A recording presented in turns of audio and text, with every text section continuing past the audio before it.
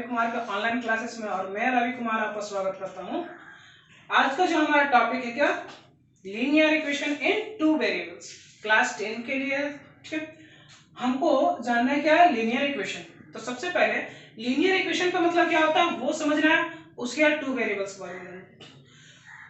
तो क्या लिखे हैं लीनियर इक्वेशन के लिए, ये एक अलजेब्रिक इक्वेशन है, ये अलजेब्रिक इक्वेशन है in which power of variable is 1। ये क्या, जिसमें पावर क्या हो वेरिएबल का। जैसे हम लोग कोई भी एक्सप्रेशन जो लिखते थे, जैसे हम लोग लिखते थे क्या 2x 3y, ये सारा जो है अलजेब्रिक एक्सप्रेशन है, जिसमें क्या होता है कांस्टेंट और वेरिएबल बेसिक मैथमेटिकल ऑपरेशन के मदद से कंबाइन करते हैं, उसको कहते थे हम लोग अलजेब्रिक एक्सप्रेशन।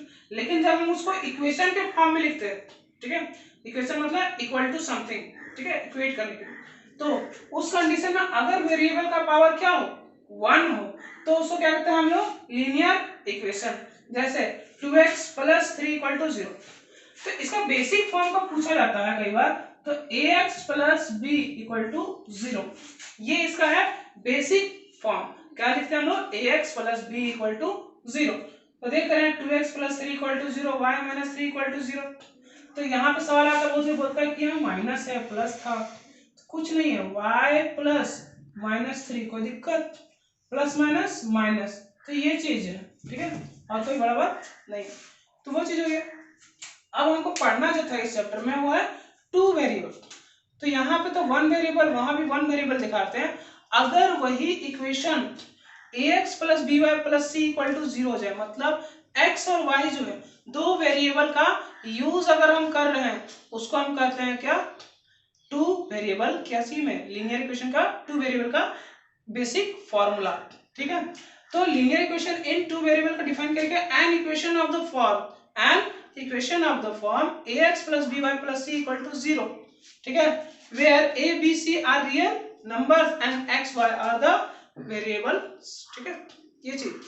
तो अब हमको इस चैप्टर में पढ़ना क्या, हमको कुछ कंडीशंस है जिनको पढ़ना। जैसे ग्राफ के लिए पढ़ना हमको क्या, consistent, inconsistent, parallel, unique solution, infinite solution, no solution, तो उसको भी हमको समझना है। तो पहले बेसिक फॉर्म क्लियर हमको याद रखना है कि अगर इस फॉर्म में कोई इक्वेशन है तो ही उसको कहेंगे क्या linear equation in two variable. चलिए अब ग्राफ की तरफ देखते हैं। अब यहाँ पे जो तीन ग्राफ था जिसके बारे में बोलते हैं ग्राफ, अब हमको जानना है। तो इस चैप्टर में ये तीन ग्राफ जो है बहुत ज्यादा इंपॉर्टेंट है, क्योंकि इसी पे डील होगा हमारा मैक्सिमम नंबर ऑफ क्वेश्चन। कुछ क्वेश्चंस को हम लोग डायरेक्ट सॉल्व करना है, लेकिन पहला एक्सरसाइज के लिए हमको ये ग्राफ जानना जरूरी है, और इससे एक बड़ा मार्क्स का क्वेश्चन, 4 मार्क्स का क्वेश्चन आता है जो ग्राफ बेसिस पे होता है, ठीक है। तो उसको जानने के लिए हमको सबसे पहले जानना है कि ये तीनों जो ग्राफ बनाए हैं उसमें क्या डिफरेंस है और क्या उसमें यूनिक है, अलग है क्या तीनों में। तो पहला अगर देखा जाए तो ये जो ब्लैक लाइंस है एक्स वाई कोऑर्डिनेट तो सब में है सेम, लेकिन ये जो ब्लैक लाइंस है वो क्या है लाइन, किसी भी एक लाइन का जो इक्वेशन था उस इक्वेशन से ये लाइन ड्रॉ किया गया, ठीक है। जैसे यहाँ देख रहे हैं a1x + b1y + c1 = 0, ये एक अलग equation, linear equation in two variable का एक अलग इक्वेशन का ये एक लाइन है, और ये दूसरे इक्वेशन का लाइन है। मतलब जो दो इक्वेशन दिया जाएगा उससे दो लाइन ड्रॉ होगा, उस लाइन से ये हमारा ग्राफ बनेगा, ठीक है। क्लियर क्या है कि दो लीनियर इक्वेशन दिया हुआ रहेगा, उस इक्वेशन से जो एक्स वाई का वैल्यू आएगा उससे एक लाइन ड्रॉ करेंगे, फिर दूसरा वाला इक्वेशन होगा उससे दूसरा लाइन ड्रॉ करेंगे, और उस दोनों से ड्रॉ करने के बाद हमारा जो वैल्यू निकलेगा मतलब जो कंक्लूजन होगा इस ग्राफ से हमको बताना होगा कि आखिर में क्या हुआ है। तो पहला जो है इसमें देख रहे हैं तो दो लाइंस क्या हो रहा इंटरसेक्ट कर रहा, इंटरसेक्ट करने का मतलब होता है कंसिस्टेंट, मतलब एक जगह पे टच करने वाला, उसको क्या कहते हैं कंसिस्टेंट, ठीक है। इस कंडीशन को एक और नाम जानते हैं यूनिक सॉल्यूशन, यूनिक सॉल्यूशन मतलब इसमें एक ही सॉल्यूशन आएगा, ठीक है। अब यहाँ देख रहे हैं इसका इक्वेशन में हमको एक चीज जानना है स्पेशली जो इंपॉर्टेंट है, वो क्या है ये पार्ट a1/a2 ≠ b1/b2, मतलब फर्स्ट इक्वेशन का यहाँ से a1 यहाँ से a2 ≠ b1/b2। अगर इस वैल्यू को पुट करेंगे, अब वो दोनों बराबर नहीं है तो वहां से हम डायरेक्ट समझ सकते हैं कि ये यूनिक सॉल्यूशन है। लेकिन आपको एक चीज थोड़ा सा और यहाँ पे जानना है जो कुछ कुछ जगह मेंशन नहीं किया हुआ। A1 by A2 not equal to B1 by B2 equal to C1 by C2। ये आपको कंप्लीट याद रखना है, क्योंकि कई बार क्वेश्चंस आते हैं जिसमें कहा जाता है कि एक दो लीनियर इक्वेशन है और उसमें क्या है एक्स और वाई का वैल्यू निकालना है, जिसमें जो कि एक यूनिक सॉल्यूशन में बैठता है। तो यूनिक सॉल्यूशन में बैठता है तो इसका मतलब क्या होगा, हम लोग ये वाला पुट कर देंगे पॉइंट्स एक्स और वाई निकालने के लिए, तो वहां से हम लोग को गलत हो जाएगा। वो चीज हम लोग को आगे देखना है कि कैसे आएगा। ठीक है, तो ये चीज आपको पूरा का पूरा याद रखना है कि सिर्फ ये यहाँ पे एंड नहीं होता, यहाँ पे एंड होता है। ठीक है, दूसरा देखें तो दो लाइंस जो है वो मीट नहीं कर रहा बल्कि पैरेलली, ठीक है, एक सर्टेन फिक्स गैप पे कंटिन्यूअसली चल रहा है, उसको हम लोग क्या कहते हैं, नो सॉल्यूशन। कहीं नहीं मिला तो हमको सिंपल जानना है क्या, नो सॉल्यूशन। और नो सॉल्यूशन का एक दूसरा नाम क्या है, इनकंसिस्टेंट। जो कहीं भी मीट ना करे उसको इनकंसिस्टेंट कहते हैं। ये दूसरा है, इसका कंडीशन क्या है, A1 by A2 equal to B1 by B2, मतलब यहाँ नॉट इक्वल टू था, यहाँ इक्वल टू आ गया, लेकिन not equal to C1 by C2। इसका ये थर्ड पॉइंट है, ये मेन है कि अगर नॉट इक्वल टू मतलब ये दोनों बराबर आ गया, तीसरा से चेक करेंगे कि ये बराबर है कि नहीं। अगर ये बराबर नहीं आया तब हो गया इनकंसिस्टेंट या नो सॉल्यूशन, और अगर बराबर आ गया तो क्या हो जाएगा, last case infinite many solution, मतलब सारा कोऑर्डिनेट इक्वल में आ जाएगा, एक्स और वाई का वैल्यू सेम सेम आएगा। और यहाँ एक ही लाइन ड्रॉ करने का मतलब क्या, एक लाइन जो था वो दूसरे लाइन का कोऑर्डिनेट्स को मैच कर रहा था, इसलिए एक दूसरे के ऊपर ओवरलैपिंग है। ठीक है, ओवरलैपिंग मतलब एक लाइन के ऊपर ही दूसरा लाइन होना। अब यहाँ पे इनफिनाइट मेनी सॉल्यूशन मतलब इस इक्वेशन के इस कंडीशन के टर्म में एक्स और वाई का वैल्यू जितना भी लीजिए वो सारा सारा मैच करेगा, इक्वल ही आएगा। ठीक है, तो ये तीनों कंडीशन का अब हम लोग को यूज देखना है, लेकिन उसका टर्म क्या था, A1 by A2 equal to B1 by B2 equal to C1 by C2। अब इसको हमको इक्वेशन के टर्म में देखना है कि क्या है, लेकिन बेसिक आपको याद रखना है। सबसे पहले आप नोट्स बनाइएगा तो लिख लीजिएगा बेसिक टर्म्स। बेसिक टर्म में सबसे पहले कि टू वेरिएबल क्या था, उसका फॉर्म क्या था, उसके क्या है ग्राफ क्या क्या है, किस ग्राफ को क्या बोलते हैं, किसका नाम क्या। चलिए पहला क्वेश्चन हम लोग देखते हैं। अब जो हम क्वेश्चन के लिए बोलते हैं, अब एक ऐसा क्वेश्चन हम रैंडमली सेलेक्ट किए हैं जिससे हम डिफरेंट टाइप का कॉन्सेप्ट को एक ही क्वेश्चन में डील कर सके, क्योंकि नंबर ऑफ क्वेश्चंस इसमें सॉल्व करना थोड़ा सा लॉन्ग हो जाए बहुत ज्यादा, इसलिए एक ही क्वेश्चन में ट्राई करेंगे कि दो तीन टाइप का कंडीशन जो आएगा वो सारा क्लियर आउट करना। तो हमारा इक्वेशन जो है 3x + y - 11 = 0, पहला इक्वेशन। और दूसरा क्या है, x - y - 1 = 0।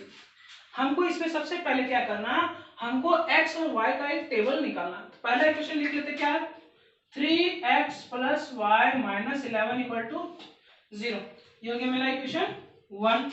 दूसरा के लिए x - y - 1 = 0, ये इक्वेशन 2।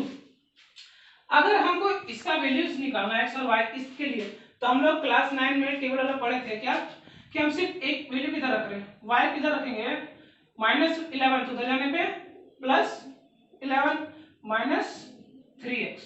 ठीक है, अब यहां से हम टेबल बना लेंगे, x y टेबल, x और y, जो क्लास 9 में आप कर चुके हैं उसी चीज के लिए। अब ये क्या है, इंडिपेंडेंट, और ये क्या है, ये डिपेंडेंट और ये है इंडिपेंडेंट। मतलब x का जैसा जैसा वैल्यू डालेंगे ये किसी चीज पर डिपेंड नहीं करेगा, लेकिन y का जो वैल्यू है वो डिपेंड किस पे कर रहा है, x पे डिपेंड कर रहा है, इसलिए क्या हो गया, ये हो गया डिपेंडेंट, ये हो गया इंडिपेंडेंट। ठीक है, अब देखते हैं वैल्यूज पुट करके, ट्राई कीजिए कि मिनिमम 3 पॉइंट जो है निकालने का। अगर हम x का वैल्यू 0 कर दें, ठीक है, x का वैल्यू अगर हम 0 ले लें तो y का वैल्यू क्या होगा, ये पार्ट पूरा पूरा 0, लेकिन आपको क्या दिखाना है, लेट x = 0 देन y = 11, तो 11 डायरेक्ट है 11 - 3 × 0 दैट इज 11 = y = 11। तो इस तरह से आपको स्टेप बाय स्टेप करना ताकि आपको क्लियर और फुल मार्क्स मिले। हम यहाँ पे आपको डायरेक्ट दिखा रहे हैं कैसे आया, आपको समझना। तो ये कितना 11। ठीक है, अगर हम 1 पुट करें तो 3 बन जा 3, हम मिटा दे यहाँ पे 1 और यहाँ आ गया 1, तो 11 में से 3 ये कितना आ जाएगा 8, ठीक है, यहाँ आ गया 8। अगर 2 पुट कर दे तो 3 2 जा 6, दैट मीन्स 11 में से 6 गया तो कितना मिल जाएगा 5, ठीक है, यहाँ पे 2, यहाँ आ गया 6, ठीक है। तो ये वाला स्टेप आपको लेफ्ट साइड में सॉल्व करते जाना है, बिना सॉल्व किए नहीं रही, क्योंकि कई बार हम लोग गलती से एजम्पशन लेते वक्त कुछ और सॉल्व करते हैं। तो पूरा स्टेप कीजिए ताकि आपको क्लियर और राइट आंसर मिले। अब राइट साइड में आ जाए, लेफ्ट साइड का हमको 3 पॉइंट मिनिमम मिल चुका, राइट साइड में लेते हैं। तो x इक्वल टू हम देख रहे हैं सिंपल x जो है वो सिंपल फॉर्म में मिला हुआ, उसको हमको कुछ डिवाइड का कोई फॉर्म नहीं आ रहा। अभी जब माइनस वाला सारा पार्ट उधर भेजेंगे तो 1 प्लस y या y प्लस 1, कोई दिक्कत, फिर वही टेबल बनाएंगे। इस बार डिपेंडेंट कौन है, इस बार डिपेंडेंट जो है वो है x, मतलब x जो है वो डिपेंड करेगा कि y का वैल्यू क्या है। मतलब हमको पहले किसको लेना होगा, y का वैल्यू को पुट करते जाएंगे। तो y का वैल्यू 0 तो x का वैल्यू 1, y का वैल्यू 1 तो x का वैल्यू 2, y का वैल्यू 2 तो ये 3, वही लिखना फिर यहीं पे, let y equal to 0 then x equal to 0 plus 1 equal to 1, फिर इसके y equal to 1 then x equal to 1 plus 1 equal to 2, फिर इसके y equal to 2 then x equal to 3, ये निकाल के आपको दिखाना। अब हमको डाटा तो मिल गया कि क्या होगा, पहला इक्वेशन से ये हमको मिल गया एक्स वाई का कोऑर्डिनेट्स डिफरेंट और दूसरे इक्वेशन से भी मिल चुका है, मतलब ये फर्स्ट इक्वेशन का पॉइंट्स और ये सेकंड इक्वेशन का पॉइंट्स। अब इस पॉइंट को हमको करना क्या है, ग्राफ में सॉल्व करके दिखाना, मतलब ग्राफ कैसा बनेगा उसको दिखाना। चलिए देखते ग्राफ। अब यहाँ पे हम ग्राफ को कुछ बना लिए हैं, दिखा दिए हैं, क्या दो दो का गैप पे हम यहाँ पे ग्राफ को लिए हुए, ठीक है, एक एक पॉइंट लेना पॉसिबल नहीं, थोड़ा बड़ा बन जाए, इसलिए हम 2 का गैप पे लिए हुए हैं और सिंपल सा उसके बीच का टर्म्स निकल सकता है। क्योंकि हम मैक्सिमम वैल्यू लेकर के इतना 11, सॉरी और थोड़ा बढ़ाना होगा y का वैल्यू को 10 11 समथिंग, y का वैल्यू को सिर्फ बढ़ाए हुए, क्योंकि यहाँ मैक्सिमम वैल्यू के अकॉर्डिंग हमको ग्राफ बनाना होता है। 10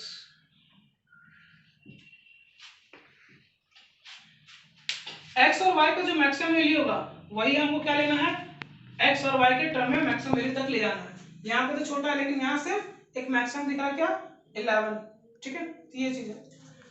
अब देखते हैं सबसे पहला पॉइंट क्या है, y का वैल्यू 11 है तो x का वैल्यू 0, तो y की तरफ या ऊपर की तरफ, ठीक है, 11 यहाँ पे था कितना 10, तो 10 के जस्ट हाफ पार्ट पे इस पॉइंट पे क्या बोल सकते हैं कि वो क्या है 11 पॉइंट है, 10 के बाद 11, ठीक है, और y पे कितना x बोला गया 0, तो x की तरफ तो जाना ही नहीं, तो ये मेरा पहला पॉइंट क्या हो गया 10, 0, 10,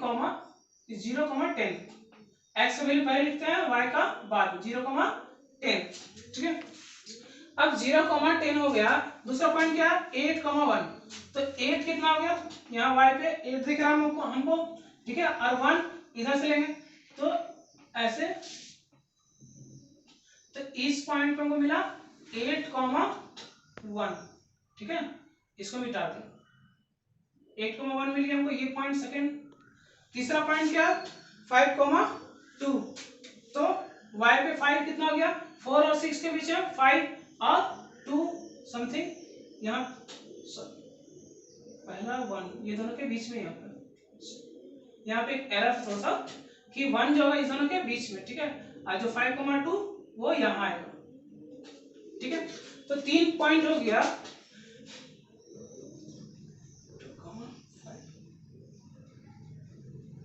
1, 8 है ये, सॉरी। अब देख रहे पहला पॉइंट मिल गया, दूसरा पॉइंट मिल गया, तीसरा पॉइंट, अब तीनों पॉइंट क्या करना इस तरह से मीट कराना और आगे ले आना। तो ये इक्वेशन जो बन गया इसके लिए हम क्या लिखेंगे क्या था इस इक्वेशन का form 3x plus y minus 11 equal to 0। ये जो लाइन है वो किसको रिप्रेजेंट कर रहा है? 3x plus y minus 11 equal to 0 को। दूसरा अगर देखा जाए इसके लिए तो इसका पॉइंट क्या है? x पे 1 यहाँ कहीं, y पे 0 रख लिए, ठीक है, कितना 1,0। दूसरा x पे 2 तो y पे 1, x पे 2 तो y पे 1 यहाँ कहीं, ठीक है, 2,1। फिर x पे 2, ठीक है, x पे 3 तो y पे 2, x पे 3 कहाँ, यहाँ 3 आ जाएगा और y पे 2 यहाँ आ जाएगा, ठीक है, इस तरह से। अब इसका लाइन मीट करा रहे, डॉट डॉट डॉट बनी बनाइए, फिर इसका आगे और पीछे तरफ खींच दीजिए। तो ये चीज होगी हम लोग क्या, सेकंड इक्वेशन किसका है ये? x minus y minus 1 equal to 0 का। ये दिखाना जरूरी है कि कौन सा लाइन किसको रिप्रेजेंट कर रहा है। तो ये मेरा सॉल्यूशन तो हो गया। अब मीट कहाँ पे कर रहा है? इस पॉइंट पे, ठीक है। तो इस पॉइंट का हम क्या करें, इधर से कोऑर्डिनेट को सॉल्व करके निकाल लें। तो ये परफेक्ट जो ग्राफ पेपर आप बनाएंगे तो वहां पे एग्जैक्ट आपका पॉइंट मिल जाए। तो सॉल्यूशन, ये जो पॉइंट है इसको हम क्या बोलते हैं? सॉल्यूशन। और एक पॉइंट पे मिल रहा है इसलिए क्या हो गया? यूनिक सॉल्यूशन, ठीक है। अब यूनिक सॉल्यूशन है। अब इसी क्वेश्चन में एक एक्स्ट्रा क्वेश्चन जो दूसरे टाइप का क्वेश्चन आता है उसमें क्या इंक्लूड कर जाता है कि solve the equation and find the area. Solve the equation and find the area. तो इसमें देख रहे हैं हमको क्या एरिया, हमको किस टर्म में, अगर वहां बोले एक्स एक्सिस वाई एक्सिस उस साइड पे तो उस पर डिपेंड करता है। अगर हमको बोल रहा है जैसे वाई एक्सिस, तो वाई एक्सिस में रही है और फिगर कहां बन रहा है? ट्रायंगल। ट्रायंगल जो फॉर्म हो रहा ऐसा एक ट्रायंगल बन रहा इस दोनों लाइन से, उस ट्रायंगल का एरिया निकालना। तो मैक्सिमम इधर कितना गया था, यहाँ देख रहे तो 5 पॉइंट तक जा रहा है, और इधर देखे तो कितना जा रहा है? 11 पॉइंट तक। तो बेस के तौर पे हम क्या लेंगे? 5, और हाइट के तौर पे क्या ले लेंगे हम लोग? 11। तो एरिया अगर हमको निकालना है तो area equal to 1/2 into base into height, that means 1/2 into 5 into 11, that is कितना है? 55/2, ठीक है। तो 27.5। तो अगर सिंपली बोला है तो क्या करना है? दोनों टेबल निकालना है, ग्राफ पे प्लॉट करना है, प्लॉट करने के बाद कंडीशन लिखना है कि यूनिक सॉल्यूशन आया, नो सॉल्यूशन आया, या फिर इनफिनाइट मेनी सॉल्यूशन आया, ठीक है। तो ये चीज है। और दूसरा, अगर एरिया के बारे में पूछेगा तो हमको वो देखना है कि एक्स एक्सिस के ऊपर पूछ रहा है, वाई के पूछ रहा है, या किस कंडीशन पे। एक्स पूछे तो यहाँ से हमने देखा ऊपर की तरफ, ठीक है, वाई की तरफ इधर देख रहा है राइट साइड, जिधर फिगर बनेगा फिगर के अकॉर्डिंग। जैसे कि ग्राफ है, जैसे ऐसा कोई ग्राफ, ठीक है, ऐसा कोई इक्वेशन है, तो एक्स से ऊपर वाला एरिया कौन सा हो गया? ये वाला पार्ट, ठीक है। अगर बोलेगा वाई के अकॉर्डिंग तो वाई वाला ग्राफ में कैसा आ जाएगा? जैसे अभी यहाँ देख रहे हैं एक ऐसा लाएंगे और एक ऐसा लाएंगे, तो वाई के राइट साइड है, तो ये हो गया मेरे लिए वाई के लिए, ठीक है। तो कंडीशन क्या रखना है कि एक्स एक्सिस बोल रहा है या वाई एक्सिस बोल रहा है, उसके अकॉर्डिंग हमको सॉल्व करना है, ठीक है। तो ये था हमारा इंट्रोडक्शन लीनियर इन इक्वेशन का, जिसको आपको पहले एक्सरसाइज में सॉल्व करना है और देखना है। और 2 क्वेश्चन को हम यहाँ पे डील करने वाले हैं। चलिए देखिए, अब जो हम लोग क्वेश्चन के बारे में बात कर रहे थे कि 2 क्वेश्चन और देखना है, उस क्वेश्चन में पहला जो क्वेश्चन है, so that the linear equation 2x + 3y = 6 and 4x + 6y = 12 has infinite many solution, ठीक है। तो कहने का मतलब क्या है कि 2 लीनियर इक्वेशन दिया हुआ है, उसको शो करके दिखाना है तो वो इनफिनाइट मेनी सॉल्यूशन में आता है। तो यहाँ सिर्फ बोले हैं इनफिनाइट मेनी सॉल्यूशन में शो करना है, तो हम किस काम से कर सकते हैं कि a1/a2 = b1/b2 = c1/c2। अगर ये कंडीशन फॉलो कर गया तो ये कहलाएगा। लेकिन इसी क्वेश्चन का अलग फॉर्म क्या होता है? ग्राफिकली अगर लिख दिया, ग्राफिकली, तो उस कंडीशन में क्या करना होगा? हमको ग्राफ को शो करना होगा कि मतलब ग्राफ बनाएंगे तो एक ऐसा कोऑर्डिनेट बना लेंगे और एक ही लाइन बने, चाहे इधर बने, किसी एक तरफ एक ही लाइन बने, मतलब दोनों का पॉइंट जो है मर्ज कर जाएगा और मेरा लाइन एक ही बनेगा। उसको दिखाना। तो हम दोनों कंडीशन को दिखा रहे हैं कि अगर ग्राफिकली मेंशन नहीं किया हो तो इससे कैसे सॉल्व करेंगे, और ग्राफिकली मेंशन किया हो तो ग्राफ में कैसे सॉल्व करें। चलिए देखते हैं। ठीक है,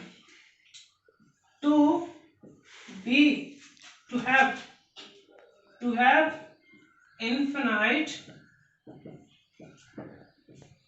many solution, it must be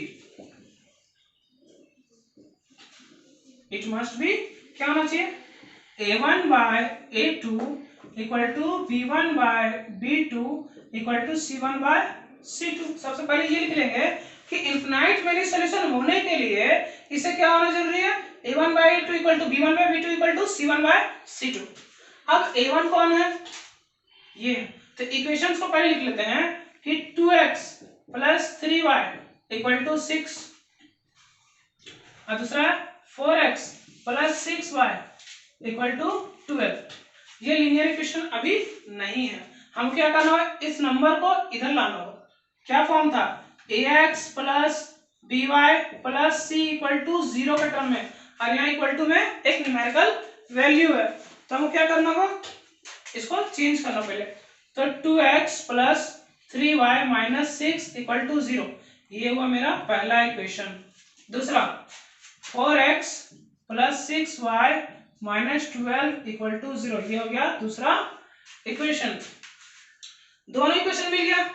x के साथ जो लगा रहता है उसको क्या बोलते हैं हम लोग, a बोलते हैं। x के साथ जो रहता है उसको बोलते हैं a, जो y के साथ होगा वो हो गया मेरा b, और जो नंबर है सिंपली उसको क्या बोलते हैं c।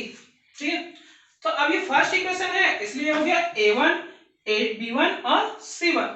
इसके लिए देखा तो ये a2 b2 और c2, तो मतलब हमको तीनों का डाटा मिल चुका है। और लिख लेंगे a1 equal to 2, b1 equal to 3, c1 equal to minus 6। ठीक है, वहीं a2 equal to 4, b2 equal to 6 और c2 इक्वल टू माइनस 12। मतलब डाटा में हमको जो प्रूफ करना वो सब निकाल चुके हैं। अब हमको कुछ चीज का टेंशन नहीं है, क्यों, अब सिर्फ इस वैल्यू को इस कंडीशन में पुट करके दिखाना।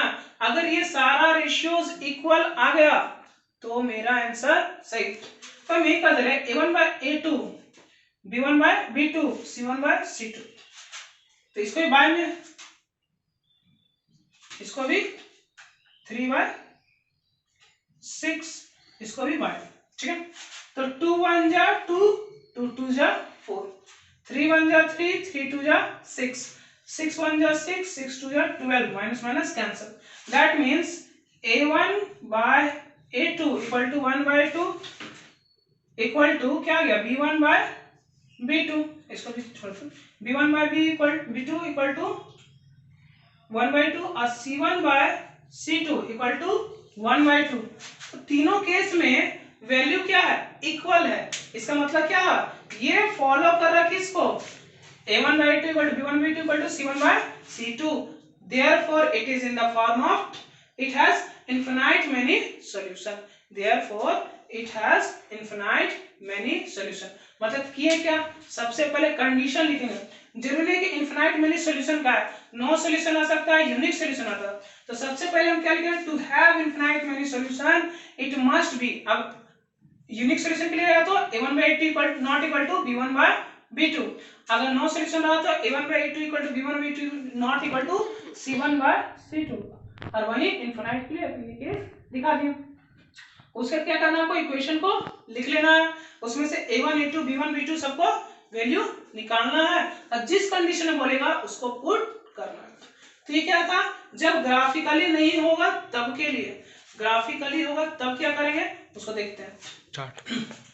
अब देख रहे हैं हम लोग ग्राफिकली के लिए क्या करेंगे। जैसे पहला इक्वेशन में हम बताए थे कि जो भी इक्वेशन दिया हो उसका जो टेबल निकालना है, ग्राफ बनाने के लिए हमको एक्स वाई का डिफरेंट डिफरेंट कोऑर्डिनेट्स चाहिए, जो कोऑर्डिनेट क्या करेगा, हमको हेल्प करेगा ग्राफ को बनाने में।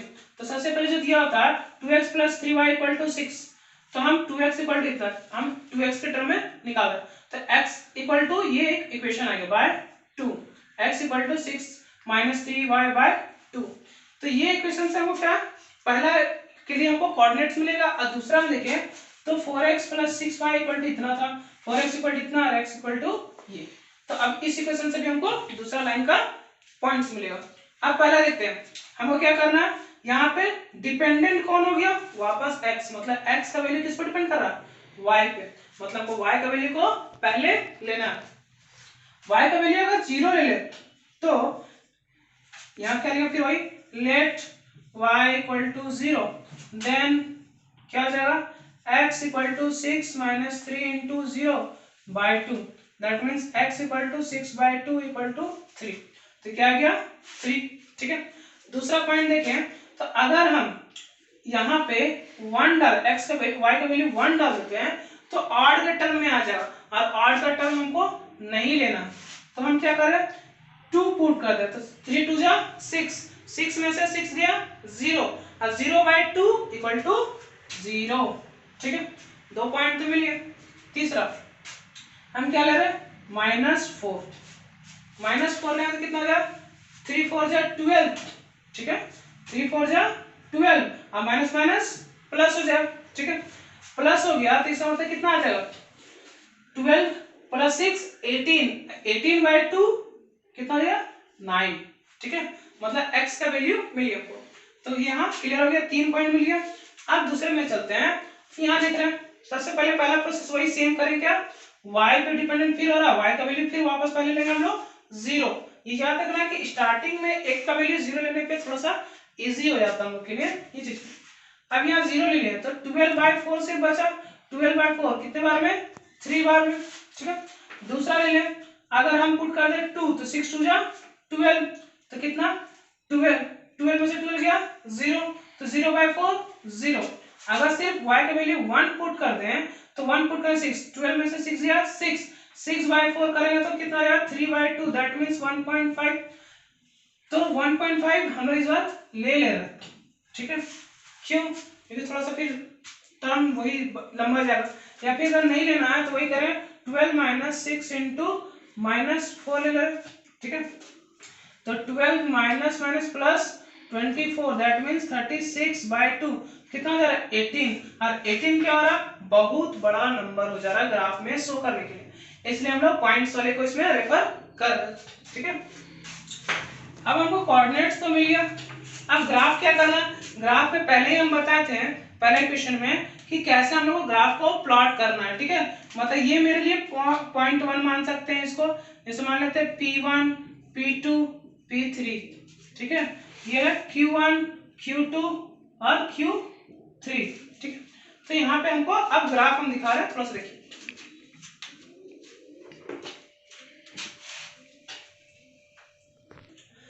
अब जो पॉइंट्स था उसको हम यहाँ पे प्लॉट करके पहले से रखे हुए हैं, अब आपको देखना है कि कैसे प्लॉटिंग की, ठीक है। सबसे पहले पॉइंट क्या है P1, तो P1 क्या है मेरा यहाँ पॉइंट दिख रहा है P1, ठीक है, 3,0, x पे वैल्यू कितना 3 और y पे 0, तो यहाँ 2 था यहाँ 4, 2 का गैप पर लिए हैं, ठीक है,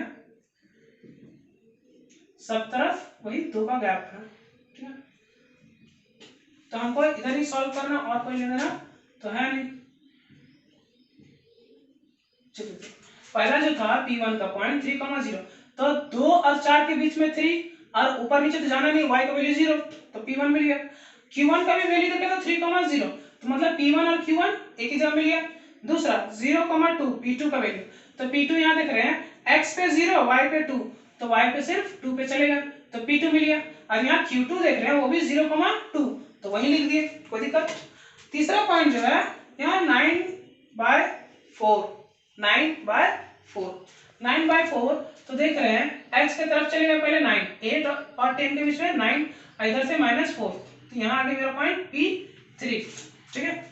अब Q3 1.45 बाय और क्या 1, ठीक है, तो सिंपल सा 1.5 कैसे हुआ, 0 और 2 के बीच में यहाँ 1 कहीं होगा, इसके बीच में हो गया 1.5, ठीक है। और y की तरफ कितना आना, 1 पॉइंट ऊपर, 1 पॉइंट ऊपर यहाँ पे, ठीक है, यहाँ पे लिया तो Q3।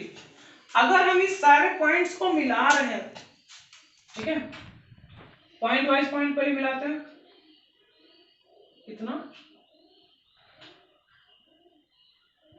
इससे क्या मिला कि इस लाइन का इक्वेशन और इस लाइन का इक्वेशन अलग था, लेकिन दोनों का लाइन कितना बना, सिंगल। और ये सिंगल लाइन ये रिप्रेजेंट कर रहा है कि ये क्या है, इनफिनाइट मेनी सॉल्यूशन, मतलब दोनों लाइन का बहुत सारा सॉल्यूशन होगा जो कोइंसिडेंट करेगा, दोनों एक साथ होगा, ठीक है।